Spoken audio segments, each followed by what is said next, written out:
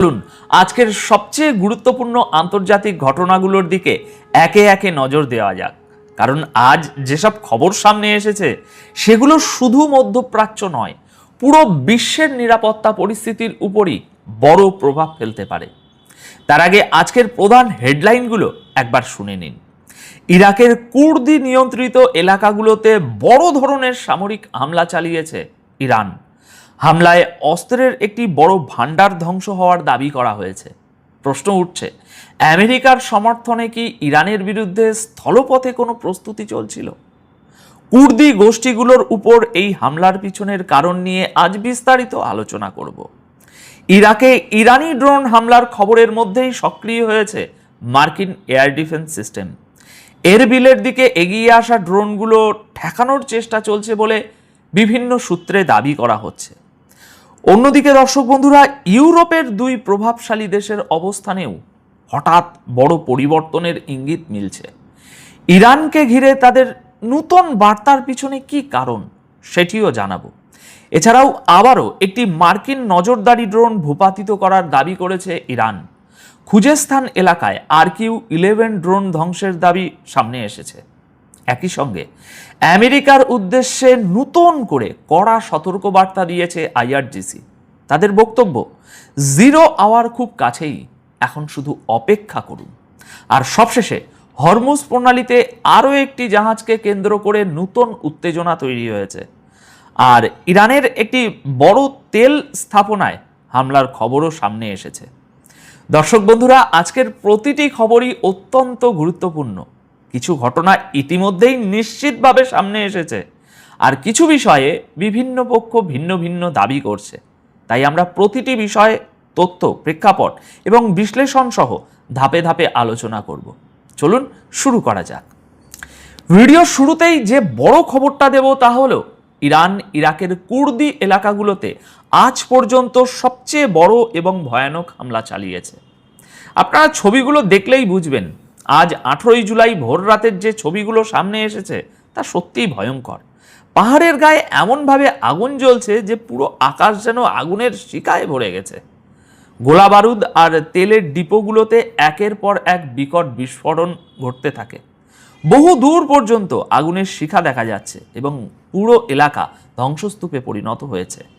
Report অনুযায়ী উত্তর ইরাকের সুলেমানিয়া শহরের কাছে কুর্দিদের বেশ কয়েকটি ঘাঁটি লক্ষ্য করে ইরান এই ড্রোন হামলাগুলো চালিয়েছে। যদিও ইরান সরকারিভাবে এর দায় স্বীকার করেনি, কিন্তু ইরানের সমস্ত এক্স হ্যান্ডেলগুলো বলছে যে ইরান একদম নিখুঁতভাবে কুর্দিদের উপর এই আঘাত এনেছে। বলা হচ্ছে যে যে পাহাড়ে হামলা হয়েছে সেখানে কুর্দি গোষ্ঠীগুলোর হেডকোয়ার্টার, সামরিক ঘাঁটি এবং লুকিয়ে রাখা অস্ত্রের বিশাল ভাণ্ডার ছিল। হামলায় ঘন্টার পর ঘন্টা সেখানে দাউ দাউ করে আগুন জ্বলতে থাকে। ইরাকি সিকিউরিটির একটা সূত্র বলছে, ড্রোন হামলায় ইরানের কুর্দি বিরোধী গোষ্ঠীগুলোর হেডকোয়ার্টারও গুড়িয়ে দেওয়া হয়েছে।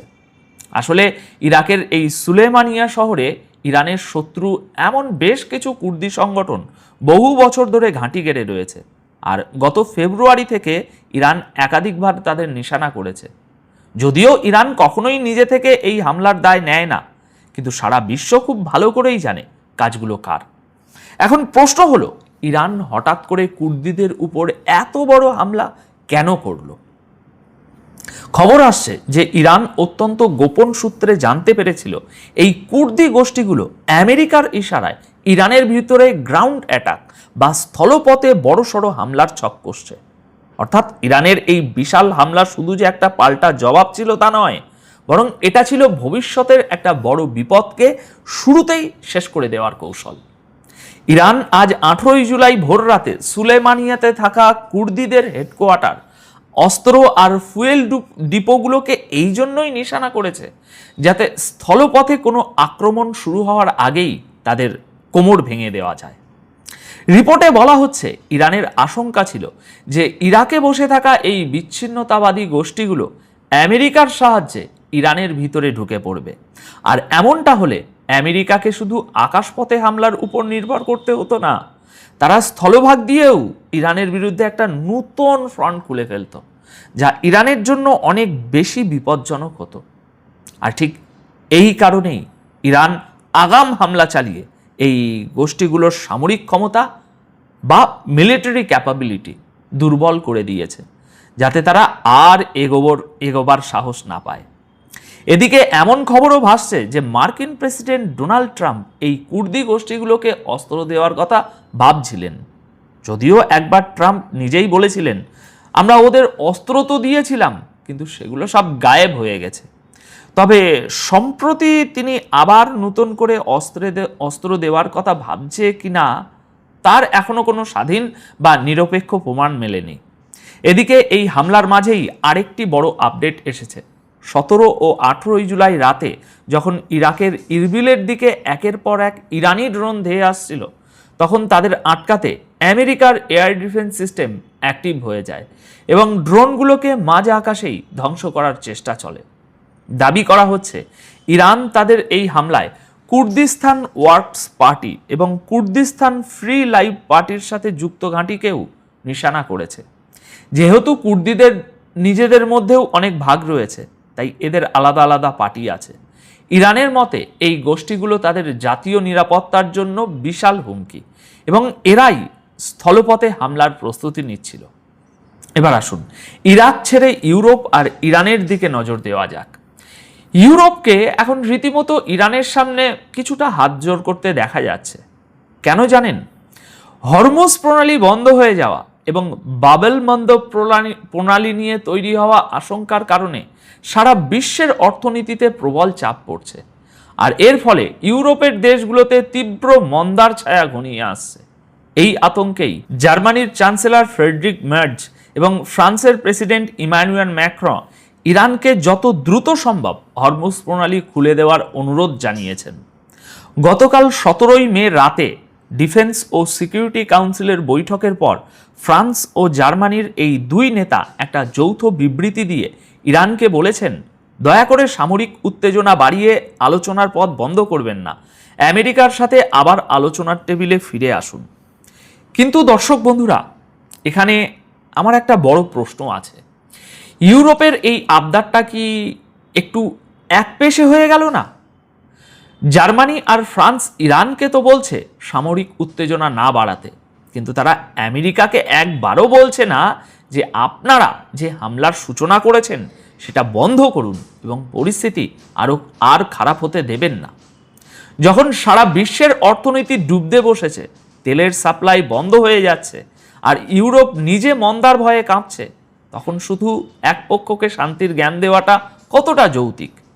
সবচেয়ে মজার ব্যাপার হলো এই জার্মানি এবং ফ্রান্সই হলো সারা বিশ্বের মধ্যে সবচেয়ে বেশি অস্ত্র বিক্রি করা দেশগুলোর অন্যতম। একদিকে তারা অস্ত্রের জমজমাট ব্যবসা করে আর অন্যদিকে শান্তির কথা বলে।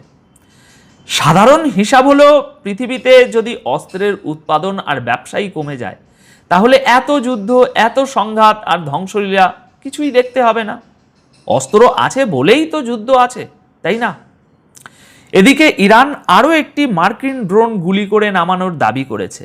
ইরানের আইআরজিসি জানিয়েছে তারা খুজেস্তান প্রদেশের রামশির শহরে আমেরিকার তৈরি RQ-11 নামের একটি গুপ্তচর ড্রোন ধ্বংস করেছে।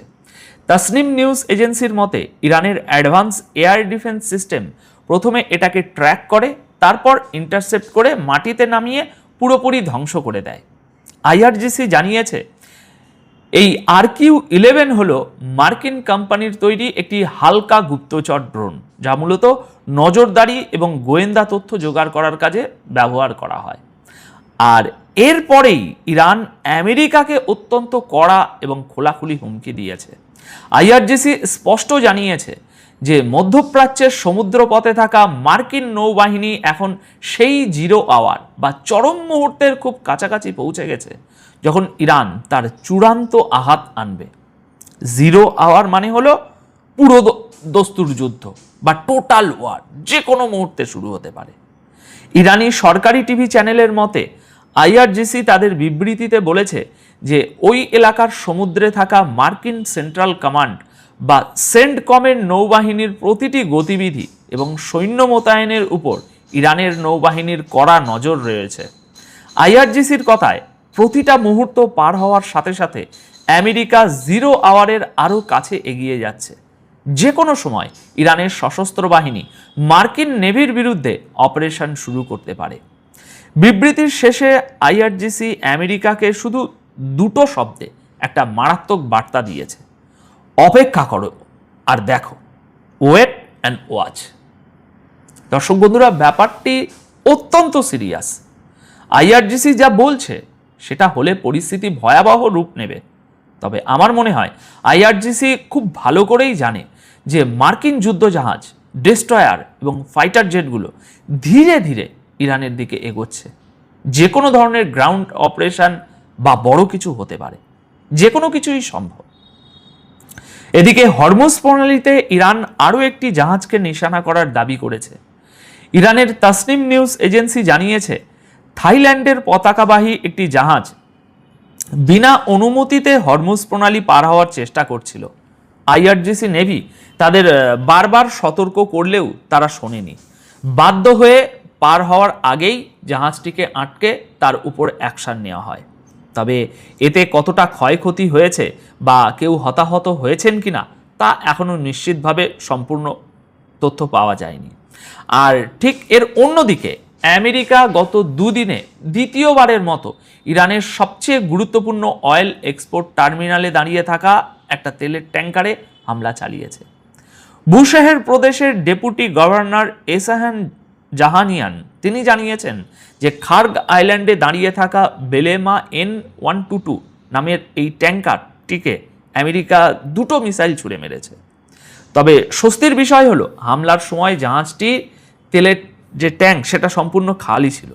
তিনি জানান, ঠিক দুদিন আগেও এই একই ট্যাঙ্কারকে নিশানা করা হয়েছিল যাতে এটি ইরানের এই গুরুত্বপূর্ণ টার্মিনালে নোঙর করতে না পারে। আপনাদের জানিয়ে রাখি, এই খার্গ আইল্যান্ড হলো ইরানের সবচেয়ে বড় অয়েল এক্সপোর্ট টার্মিনাল। এখান থেকেই সারা বিশ্বে ইরানের বেশিরভাগ তেল সাপ্লাই করা হয়। আর ডোনাল্ড ট্রাম্পের নৌবাহিনী ঠিক এখানেই জাহাজগুলোকে আসতে বাধা দিচ্ছে। এর উদ্দেশ্য একটাই, যাতে ইরানের অর্থনীতি পুরোপুরি ধ্বংস হয়ে যায় এবং ইরান বাধ্য হয়ে হাঁটু গেড়ে ট্রাম্পের সামনে বসে বলে, চলুন যুদ্ধ থামাই, একটা চুক্তি করি। ট্রাম্প হয়তো এমনটাই ভাবছেন, কিন্তু আমার বিশ্লেষণ বলে ইরান এমনটা কখনোই করবে না। ইরান শেষ পর্যন্ত লড়বে। তো দর্শক, আজকের মতো খবর এবং বিশ্লেষণ এ পর্যন্তই।